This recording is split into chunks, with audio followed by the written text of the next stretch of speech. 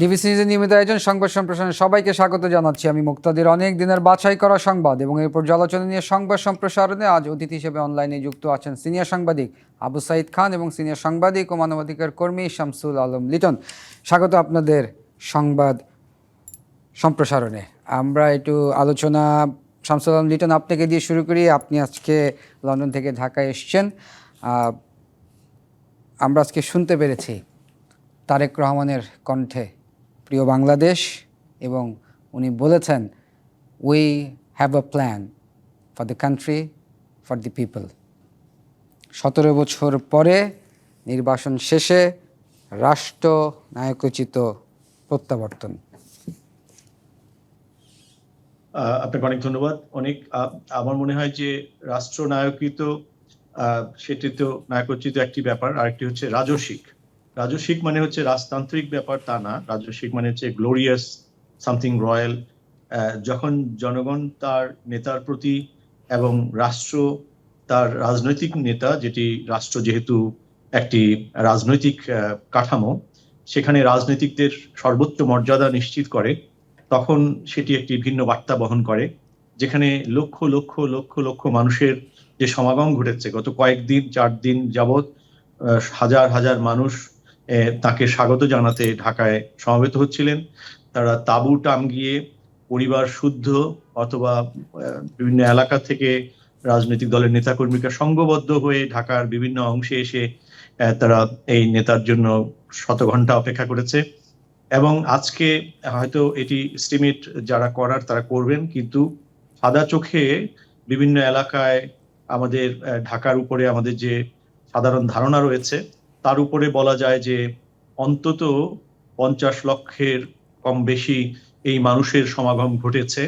এবং এই যে সমাগম বাংলাদেশের ইতিহাসে আরো রাজনৈতিক নেতাদের কিন্তু প্রত্যাবর্তন ঘটেছিল বিভিন্ন ঐতিহাসিক মুহূর্তগুলোতে, কিন্তু 17 বছর দক্ষিণ এশিয়ায় সবচেয়ে বেশি সময় যে রাজনৈতিক কারণে এক্সাইল ছিলেন, তার সেই রাজনৈতিক যে ইতিহাস, সেটি 17 বছর পরে সর্বোচ্চ সময় রাজনৈতিক কারণে নির্বাসনে থাকার পর ফিরে আসা, এটি শুধু রাজস্বিক নয়, রাজনৈতিকভাবে বাংলাদেশের রাজনীতির ইতিহাসে, দক্ষিণ এশিয়ার রাজনীতির ইতিহাসে একটি পাতা যোগ হলো, যেই পাতার নায়ক হচ্ছেন তারেক রহমান।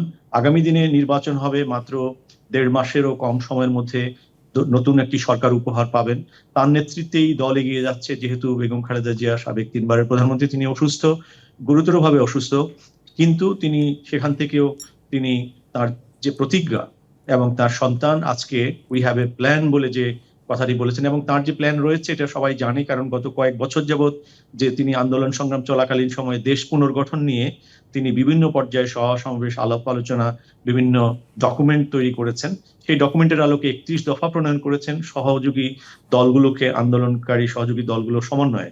এবং তিনি যে কোনো অবস্থায় নির্বাচনে নির্বাচিত হলে জাতীয় সরকার গঠনের ফ্রেমওয়ার্ক, জাতীয় সরকার গঠনের রূপরেখা, সেই চিন্তাও প্রকাশ করেছেন। সো আমি মনে করি যে তার এই প্রত্যাবর্তন রাজনৈতিক কারণে, আসন্ন নির্বাচনের কারণে, আসন্ন সরকার গঠনের প্রেক্ষাপটে দেশের নিরাপত্তা এবং আঞ্চলিক নিরাপত্তার স্বার্থে এটি একটি বড় একটি অধ্যায়, এবং তিনি যেটি আজকে রচনা করা হলো তার হাত ধরে, তিনি সেই কথা বলেই তিনি সবাইকে আশ্বস্ত করেছেন। যখন জাতি নেতৃত্ব শূন্য থাকে, তখন যেই বড় সংকট থাকে, সেটি হয়তো আজ থেকে কেটে গেল, এবং নির্বাচনী ট্রেনে সংযোগ হলো রাজনৈতিক দলগুলোর যে হাড্ডাহাড্ডি নৈতিক লড়াই, ভোটের লড়াই, সেটি আজকে থেকে শুরু হলো তার প্রত্যাবর্তনের মধ্য দিয়ে। শামসুল আলম লিটন, আপনারা কি একই ফ্লাইটে এসছেন কিনা? আপনি কি BG202 সেই ফ্লাইটেই কি আজকে অবতরণ করেছেন কিনা ঢাকায়? না, আমরা অনেকেই সেই ফ্লাইটটি, আপনারা জানেন যে সামারে এবং ডিসেম্বরে এই ফ্লাইটগুলো প্রায় 3-4 মাস আগে থেকেই বুক হয়ে থাকে।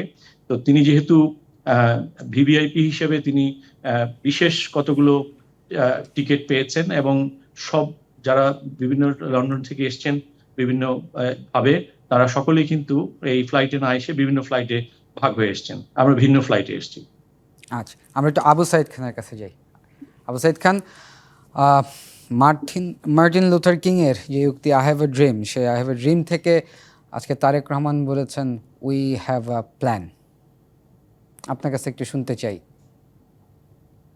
তারেক রহমানের স্বদেশ প্রত্যাবর্তনকে স্বাগত জানাই। এটা বিএনপির জন্য তো বটেই, দেশের গণতন্ত্রমানা মানুষের কাছেও একটা সুবার্তা। কেননা দেশের বৃহৎ দল, যে দল সামনে নির্বাচনে তো সম্ভাব্য বিজয়ী দল হিসাবে জনগণ বিবেচনা করছেন, এমনকি বিদেশি মিডিয়াতে এসছে, সেই দলের নেতা এখানে অনুপস্থিত ছিলেন। দলের যে প্রধান নেতা চেয়ারপারসন, তিনি দীর্ঘদিন ধরে অসুস্থ, হাসপাতালে আছেন। তো তার পরিবর্তে ভারপ্রাপ্ত চেয়ারম্যান হিসেবে তারেক রহমান দল পরিচালনা করছিলেন, কিন্তু তিনি বিদেশে অবস্থান করছিলেন, যে কারণে দলের কর্মীদের সঙ্গে, শোভানাধ্যায়ীদের সঙ্গে, নেতৃত্বের সঙ্গে তার একটা মানে শারীরিক দূরত্ব ছিল। তিনি ফিজিক্যালি দূরে ছিলেন, যদিও বা অনলাইনে অন্যান্য মিডিয়ার মাধ্যমে তিনি জনসমক্ষে বারবার হাজির হচ্ছিলেন এবং যোগাযোগ করছিলেন, ইন্টারাকশন করছিলেন, কিন্তু সরাসরি উপস্থিতি হওয়াটা খুবই জরুরি ছিল এবং যেটা নেতৃত্বের জন্য প্রয়োজন। কিন্তু এই দীর্ঘ প্রতীক্ষার পর তিনি ফিরে আসলেন। ফিরে আসার ক্ষেত্রেও বহু রকম জটিলতা ছিল, নিরাপত্তার প্রশ্ন ছিল, সেগুলো বিভিন্ন সময় আলোচিত হয়েছে। সব বাধাকে পেরিয়ে তিনি দেশে, তার দলের কাছে এবং দেশবাসীর কাছে ফিরে আসলেন। ফিরে আসার পরে তিনি আপনি যেটা বললেন, মার্টিন লুথার কিংকে উদ্ধৃত করে তিনি বলেছেন যে যেমনই সে মার্টিন লুথার কিং এর ছিল যে আই হ্যাভ এ ড্রিম, তেমনই ভাবে তারও একটা প্ল্যান আছে। তিনি বলেছেন I have a plan, we have a plan. তো এই যে তার একটা পরিকল্পনা আছে, সে পরিকল্পনা বিএনপির বিভিন্ন সময় বিভিন্ন বক্তব্যের মধ্য দিয়ে প্রকাশিত হয়েছে, বিশেষ করে তার 31 দফা কর্মসূচি। এবং সেই কর্মসূচির মধ্য দিয়ে তিনি দেশটাকে একটা পরিবর্তন আনার ব্যাপারে তিনি ঘোষণা দিয়েছেন। এবং সবচেয়ে বড় বিষয় এখন দেশের সামনে, সেটা হচ্ছে আইন শৃঙ্খলা পরিস্থিতি। এখানে বিভিন্ন রকম দেশে গুপ্ত শক্তি মাথাচাড়া দিয়েছে, হত্যা, মপতন্ত্র ইত্যাদি যেভাবে মাথা চাড়া দিয়ে উঠেছে, সেখানে জনমানুষের নিরাপত্তাটাই হচ্ছে এই সময়ের দাবি, এই সময়ের সবচেয়ে গুরুত্বপূর্ণ বিষয়। এবং তারেক রহমান সেটাকে অ্যাড্রেস করেছেন। তিনি স্পষ্ট বলেছেন যে একটা মায়ের জন্য, শিশুর জন্য যে নিরাপদ ভূমি, সেটা তিনি চান এবং সেই লক্ষ্যে তার দল এবং তিনি কাজ করবেন সবার জন্য নিরাপদ। এবং এখানে মানুষের, যেমন তিনি স্পষ্ট করে বলেছেন, পাহাড়ের মানুষ আছে, সমতলের মানুষ আছে, অর্থাৎ বিভিন্ন জাতিসত্তার মানুষ আছে, বিভিন্ন ধর্মের মানুষ আছে, হিন্দু, মুসলমান, বৌদ্ধ, খ্রিস্টান আছে, এবং বিভিন্ন শ্রেণী আছে, পেশা আছে। তিনি এই যে মানুষের মধ্যে একটা সংহতির রচনা করার কথা তিনি স্পষ্ট বলেছেন এবং সেটা খুবই গুরুত্বপূর্ণ দরকার। আমাদের জাতি মধ্যে বিভিন্ন রকম বিভিন্নভাবে বিভক্তি রেখা টানার চেষ্টা হচ্ছে। বিশেষ করে এই সময়ে আমরা যে জিনিসটা লক্ষ্য করছি যে এখানে ধর্মের নামে বিভাজনের চেষ্টা হচ্ছে, এখানে নারীদের প্রতি অবজ্ঞাসূচক বক্তব্য দেওয়া হচ্ছে, আদিবাসীদের উপর হামলা হচ্ছে, সংখ্যালঘুদের উপরও হামলা হচ্ছে। সেই সঙ্গে আমরা আরো অনেক ক্ষেত্রে দেখেছি বাউলদের উপর, এখানে দরগা, মাজার ইত্যাদির উপর যেসব হামলা হচ্ছে, এবং গণতন্ত্রের জন্য, দেশের শান্তি শৃঙ্খলার জন্য এসব কিছুই হুমকি।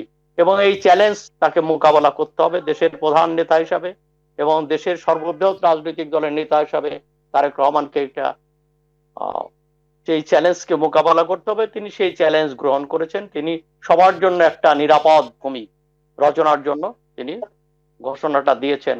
আমার মনে হয় এই সময়ের যে দাবিগুলো, জনমনের যে প্রশ্নগুলো, উনি তার জবাব দেওয়ার চেষ্টা করেছেন। জি, ধন্যবাদ আবু সাইদ খান। আমাদের একটা বিরতির সময় হয়েছে, প্রিয় দর্শক, সংবাদ সম্প্রসারণের বিরতির সময় হয়েছে, সঙ্গেই থাকুন। বিরতির পর আবারও স্বাগত সংবাদ সম্প্রসারণে। আমাদের সাথে আছেন সিনিয়র সাংবাদিক আবু সাইদ খান এবং সিনিয়র সাংবাদিক ও মানবাধিকার কর্মী শামসুল আলম লিটন। শামসুল আলম লিটন, আপনার কাছে একটু জানতে চাই, আমরা আজকে যে 15 মিনিটের যে বক্তব্যটি, যে ভাষণটি আমরা শুনতে পেলাম তারেক রহমানের, মন্ত্রমুগ্ধের মতো আমরা সবাই শুনছিলাম। একটা মানুষ 17 বছরের অধিক নির্বাসন কাটিয়ে এসছেন, খুব অমানসিক টর্চার করা হয়েছিল একটা সময়, এবং উনি এত পজিটিভ আজকে কথা বললেন, যা মানে কোনো হিংসা, বিদ্বেষ, প্রতিহিংসামূলক কোনো কিছুই ছিল না। কিন্তু একটা সময় আমরা দেখেছি শেখ হাসিনা কথায় কথায় এই জিয়া পরিবারকে ক্যারেক্টার অ্যাসাসিনেট করতেন। 5ই আগস্ট হয়েছে আরো অনেক কারণের সঙ্গে। মূলত জিয়া পরিবারকেই শুধু নয়, এবং জিয়া পরিবারের প্রতি নির্মমতা অনেক বেশি করা হয়েছে, সেটা আমরা জানি। বিশেষ করে বেগম খালেদা জিয়াকে তার দীর্ঘ 4 দশকের যে বাড়ি বৈধভাবে রাষ্ট্রীয়ভাবে প্রদত্ত, সেখান থেকে উচ্ছেদ করা এবং তাকে সুস্থ মানুষটিকে মৃত্যুর মুখে ঠেলে দেওয়া, চিকিৎসা অবহেলা, যথার্থ চিকিৎসা না করা, এবং তারেক রহমান যাতে আর কখনো বাংলাদেশে ফিরে আসতে না পারে তার জন্য যে আইনি জটিলতা, রাজনৈতিক জটিলতা, সবকিছুই করা হয়েছে। এবং আহ, এই যে পরিস্থিতিগুলো হয়েছে, এটি বিএনপি এবং জিয়া পরিবারের প্রতি, অন্যান্য রাজনৈতিক দলের প্রতিও, বিশেষ করে জামাতে ইসলাম এবং অন্যান্য বাম ডান যত রাজনৈতিক দল ছিল যারা শেখ হাসিনাকে সমর্থন না করত, তাদের প্রত্যেকের জীবনী বিভীষিকাময় করেছিলেন। সেই কারণেই আসলে গণ অভ্যুত্থান, 5ই আগস্টের বিপ্লব যেটাই বলুন না কেন সংগঠিত হয়েছে। এইখানে কিন্তু তারেক রহমানের ভাষণে যে কথাটি আপনি বলছিলেন এবং আবু সাইদ খান সাহেব বলছিলেন, যে আসলে তিনি যে কোনো রকমের উস্কানি অথবা কোনো ধরনের আহ হিংসাত্মক কোনো কথা সচরাচর আমরা কখনো করতে দেখিনি, তার মাকেও করতে দেখিনি। তারা এই এই যে রাজনৈতিক সংস্কৃতির যে চাষাবাদ করেছেন, বরং এই দর্শকরা যারা আছেন, যারা 96 সালের নির্বাচনের পর দেখেছেন শেখ হাসিনা যখন 21 বছর পর ক্ষমতায় আসলো, তখন বেগম খালেদা জিয়া সেই নির্বাচনের ফলাফলকে স্বাগত জানিয়ে, নির্বাচিত আওয়ামী লীগ সরকারকে স্বাগত জানিয়ে সংসদীয় চর্চা শুরু করেছিলেন। কিন্তু 2001 এবং 91 সালে তিনি বিপরীত চিত্রের মুখোমুখি হয়েছিলেন, সূক্ষ্ম কারচুপি, স্থূল কারচুপি ইত্যাদি। সুতরাং সব সময় জটিলতা, ক্যারেক্টার অ্যাসিনেশন, রাজনৈতিকভাবে ডিলিট করে দেওয়া, এটির বিপরীতে যে রাজনীতিটি লিবারেল, রিয়েল লিবারেল ডেমোক্রেসি, যেখানে প্রত্যেকটি মানুষের বলা এবং প্রত্যেকটি মানুষের অ্যাকোমোডেশন, যেটি জিয়া রহমান সাহেব যখন বাংলাদেশি জাতীয়তাবাদের রাজনীতি শুরু করেন, সেখানেও সেই ব্যাপারটি রিফ্লেকশন ছিল এবং চর্চার মধ্যে ছিল, যার ফলে সকল রাজনৈতিক দল রাজনীতি করার সুযোগ পেয়েছিল, সকল মতের নিউজ পেপার এবং অবাধে সংবাদপত্র প্রকাশের সুযোগ পেয়েছিল। যার ফলে তিনি আজকে যে 15 মিনিটের যে ভাষণটি, সেখানে জাতীয় ঐক্যের কথা বলেছেন। হয়তো অনেকে বলতে পারে ঐক্যের কথা তো সবাই বলছেন, তাহলে সেটি টেবিল টকের যে ভ্যালু, সেটির ক্ষেত্রেও আমরা নিশ্চয়ই দেখব জনাব তারেক রহমান আগামী দিনের রাজনৈতিক সংকটগুলোতে জাতীয় রাজনৈতিক দলগুলোর সঙ্গে টেবিল টকের সংস্কৃতি যদি চালু করতে পারেন, তাহলে আজকে তিনি যে টেকসই জাতীয় ঐক্যের কথা বলেছেন সেটি লাভ করা সম্ভব হবে। তাছাড়া তিনি যেই সমস্ত অঙ্গীকারগুলোর কথা বলেছেন, তিনি নিরাপত্তার কথা বলেছেন, তিনি বলেছেন যে ইনসাফ অর্থাৎ কল্যাণ, মানুষের ওসমান হাদির মৃত্যুর কথা তুলে ধরে, শাহাদাতের কথা তুলে ধরে তিনি এই কথাটির উপর গুরুত্ব দিয়েছেন, যে ওসমান হাদি গণতন্ত্রের জন্য সংগ্রাম করতে গিয়ে গণতন্ত্র এবং এবং তার তিনি যে শহীদ হয়েছেন, তার যে স্পিরিট, এবং অন্যান্য শহীদ, জুলাইয়ের শহীদ এবং 1971 সালের 90 সালে গণতান্ত্রিক আন্দোলনে যারা শহীদ হয়েছেন, প্রত্যেকেরই স্বপ্ন ছিল একটি নিরাপদ সমাজ এবং রাষ্ট্র প্রতিষ্ঠা করা। সেই প্রেক্ষিতে ইনসাফ এবং কল্যাণ মূলক রাষ্ট্র প্রতিষ্ঠায় তার যে অঙ্গীকার, তিনি সে কারণে বলেছেন উই হ্যাভ এ প্ল্যান।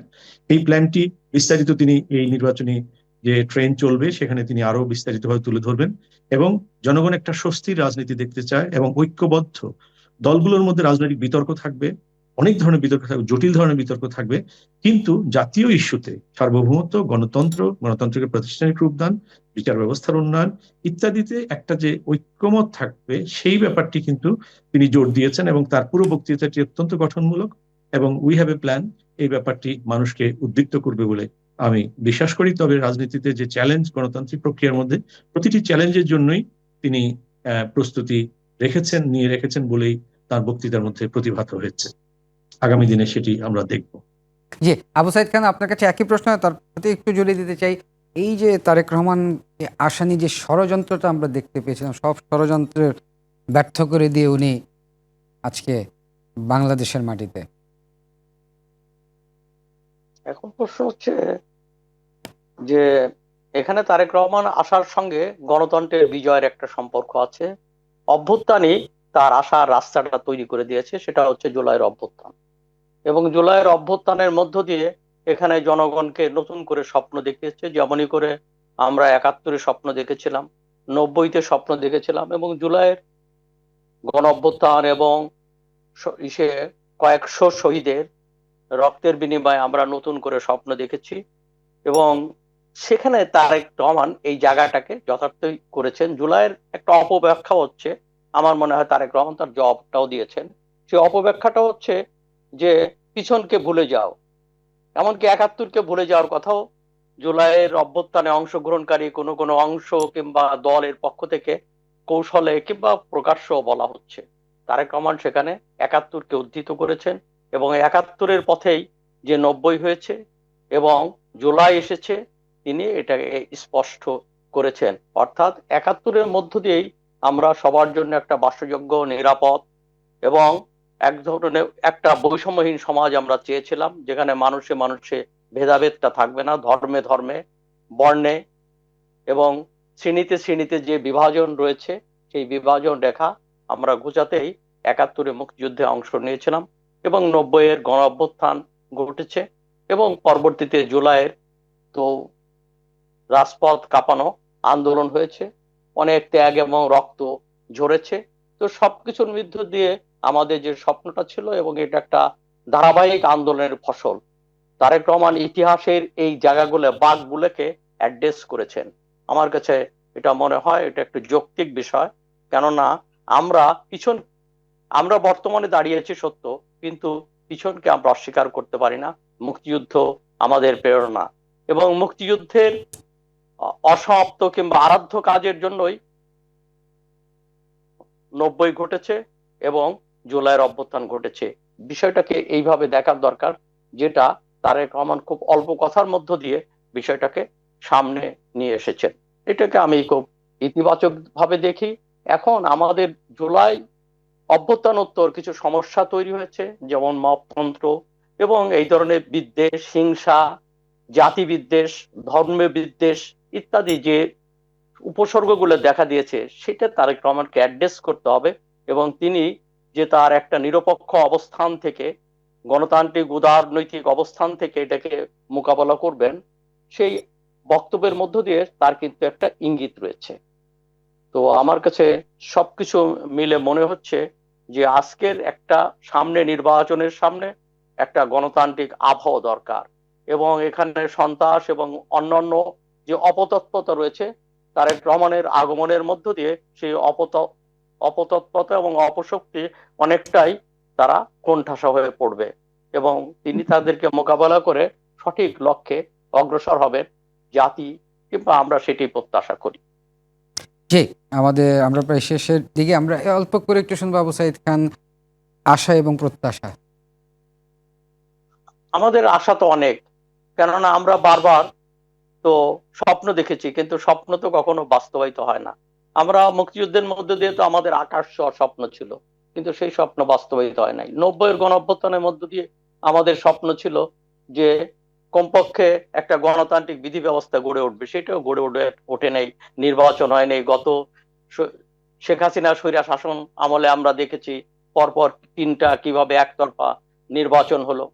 তো এই যে আমাদের প্রত্যাশা পূরণ হয় নাই, ঠিক তেমনি করে জুলাইয়ের অভ্যুত্থানের মধ্য দিয়ে আমরা যে স্বপ্ন দেখেছি, সে স্বপ্ন অনেকের কাছে ফিকে হয়ে পড়েছে।